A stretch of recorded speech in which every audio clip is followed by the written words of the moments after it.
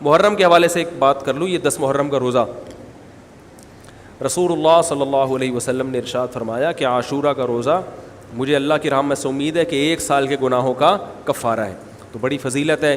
رمضان کے بعد سب سے زیادہ فضیلت عاشورہ کے روزے کی ہے, 10 محرم کا روزہ. سمجھ رہے ہیں؟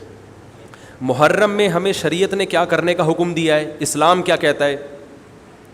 پہلی بات, اسلام یہ کہتا ہے کہ محرم میں روزے رکھنا دوسرے مہینوں کی نسبت زیادہ ثواب ہے. رمضان کے بعد تو زیادہ سے زیادہ روزے رکھیں, اور اسپیشلی 10 محرم کا روزہ 1 سال کے گناہوں کا کفارہ ہے, یہ اور زیادہ ثواب ہے.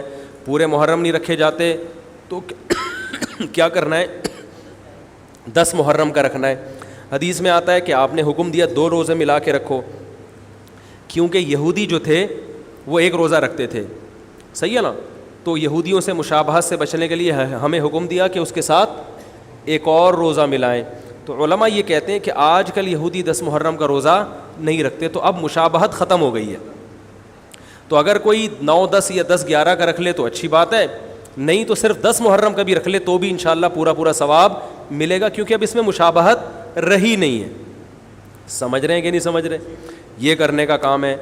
دوسرا کام, محرم میں گناہ دوسرے مہینوں کی نسبت زیادہ, اس کی قباحت زیادہ بڑھ جاتی ہے, کیونکہ 4 مہینے محترم ہیں, شوال, ذیقعد, ذیقعدہ, ذی الحجہ, محرم اور رجب. یہ 4 مہینے جو ہیں اسلام میں اشہر حرم کہلاتے ہیں. قرآن کہہ رہا ہے فلا تظلموا فیہن انفسکم, ان میں اپنی جانوں پہ ظلم مت کرو. یہ ماتم کرنا بھی تو ظلم ہے نا اپنی جان پہ.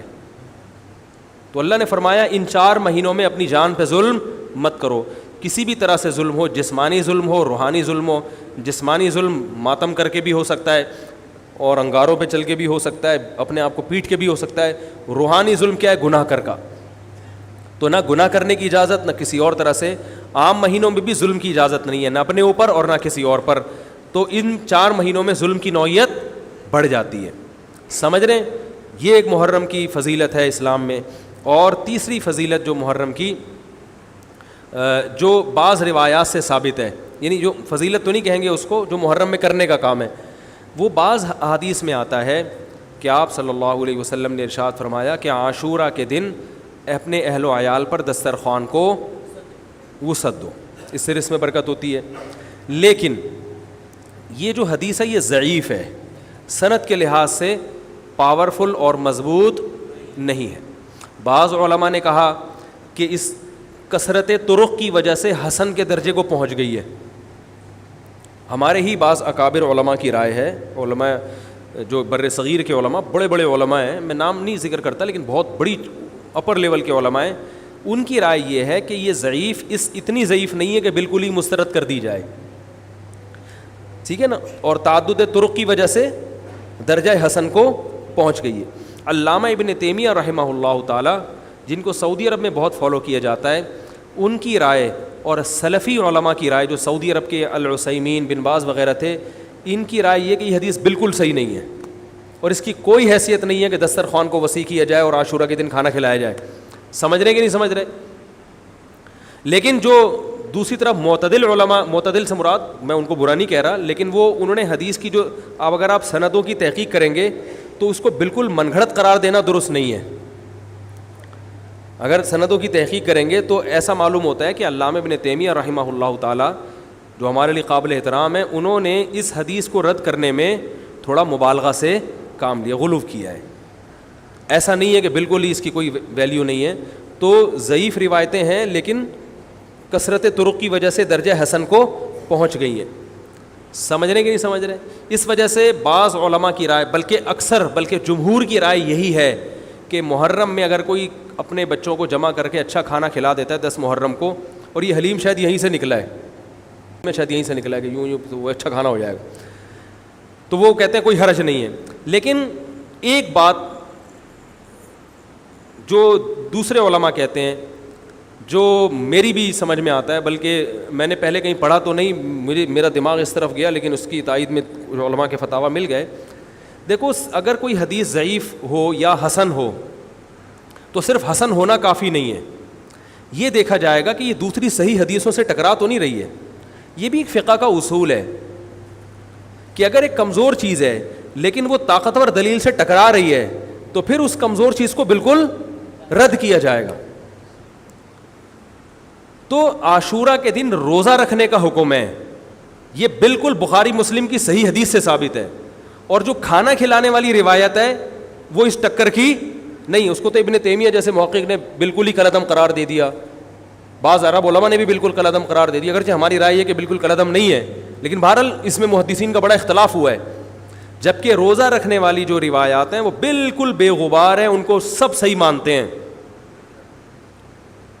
تو کھانا کھلانا اور روزہ جمع بولو بھائی نہیں ہو سکتا، اس لیے کہ اگر وہ روزے کا دن ہے تو کھانے کا دن نہیں ہے، کھانے کا دن ہے تو روزے کا نہیں. ابن تیمیہ رحمہ اللہ تعالیٰ کی رائے یہ ہے کہ بعض لوگوں نے شیعہ کی مخالفت میں غلو کیا ہے. شیعہ نے اس دن کو چونکہ منحوس بنا دیا 10 محرم کو، تو انہوں نے مخالفت میں اس دن کو ایک سیلیبریٹ کرنے کے لیے نا کھانا کھلانے کا حکم دے دیا کہ ہم منحوس نہیں سمجھتے بلکہ اس کا کیا کریں گے اپوزٹ کے کھاؤ اور کھلاؤ. تو انہوں نے کہا یہ بھی غلو ہوا ہے دوسری طرف. بھائی منحوس نہیں ہے، مبارک ہے ہماری نظر میں، لیکن اتنا مبارک کہ اس میں کھانا کھلانا اور یعنی عید والا عنصر کھانا کھلانا تو عید کے دن ہوتا ہے نا، تو عید نہیں ہے بہرحال. تو یہ بھی بڑی جاندار بات، اگرچہ یہ عقلی دلیل ہے مگر یہ ایسی نہیں ہے کہ بالکل اس کو کالعدم قرار دے دیا جائے. تو اب علماء نے دونوں حدیثوں کو تطبیق کی کوشش کی علماء نے کہ بھئی کھانا بھی کھلاؤ اور روزہ بھی رکھو، افطاری میں کھلا دو، سحری اور افطاری میں. تو بات یہ ہے کہ افطاری میں اگر آپ کھلائیں گے تو وہ 11 محرم شروع ہو چکی ہوگی، وہ 10 محرم بولو بھائی نہیں رہے گی. دوسرا سحری میں جو کھلانے کا مسئلہ ہے نا، سحری میں تو سحری میں جب ہم کوئی کہتے ہیں نا فلاں دن یہ کام کرنا ہے فلاں دن، تو اس سے لغت میں جو ذہن میں متبادر ہوتا ہے نا وہ دن کا وقت ہے، وہ 3:30 پونے 4 کا وقت نہیں ہوتا. یہی وجہ ہے کہ جو لوگ اس حدیث پر عمل کرتے ہیں عاشورہ والی، وہ دن میں کھانا کھلاتے ہیں، دوپہر کے ٹائم لنچ کرتے ہیں. وہ افطاری میں تو ویسے ہی دسترخوان وسیع ہوتا ہے بھوک کی وجہ سے. ارے بابا وہ تو ویسے ہی بچوں کو جب روزہ رکھا ہوا ہے تو اچھا کھلاؤ، سحری اچھی کراؤ، اور افطاری وہ تو ویسے ہی بھوک کی وجہ سے رمضان میں دیکھو نا کیسے کھلے دسترخوان ہوتے ہیں. تو میں نے بڑی کوشش کی دونوں حدیثوں کو جمع کریں، لیکن تکلف کے بغیر یہ ممکن نہیں ہے. تو فقہ کا ایک اصول ہے کہ جب کوئی بے غبار صحیح حدیث ہوتی ہے اور اس سے ایک اصول ثابت ہو رہا ہے تو اس کے مقابلے میں اگر کمزور روایت آئے گی جو اس سے ٹکرا رہی ہوگی تو اس کمزور روایت کو، اگرچہ وہ موضوع من گھڑت نہیں ہے لیکن اس کمزور کو اس صحیح حدیث کی مخالفت کی وجہ سے بولو بھائی رد کر دیا جائے. اس لیے میرا نالائق کا موقف یہ ہے، میں بہت نالائق ہوں، میں اتنی بڑی بڑی باتیں کرتا نہیں ہوں، لیکن ساڑی عقلچ یہ چیز آندھی نہیں ہے کہ بھائی جو روزے کا دن ہے وہ بھوکے پیاسے رہنے کا دن ہے، وہ کھانے کھلانے کا نہیں ہے. افطاری میں تو ویسے ہی کھاؤ بھی کھلاؤ بھی. تو اور اس کا نقصان یہ بھی ہوتا ہے کہ لوگوں نے اس کھانا کھلانے کے چکر میں روزے چھوڑ دیے ہیں. سمجھ رہے ہیں، جب حلیم پکے گا تو کون روزہ رکھے گا بھائی؟ ساری رات گھوٹا لگے گا حلیم کا کہ کل دسترخوان وسیع کرنا ہے، تو پھر روزہ گیا، وہ تو تیل لینے گیا، روزہ کون رکھے گا روزہ؟ تو وہ حدیث صحیح حدیث کی بالکل اس میں ٹائٹ قسم کی مخالفت ہو رہی ہے. ٹھیک ہے نا؟ تو نالائق کی رائے، پھر بھی اگر کوئی دوسرے علماء کی رائے کو فالو کرتا ہے تو وہ کھائے بھی کھلائے بھی.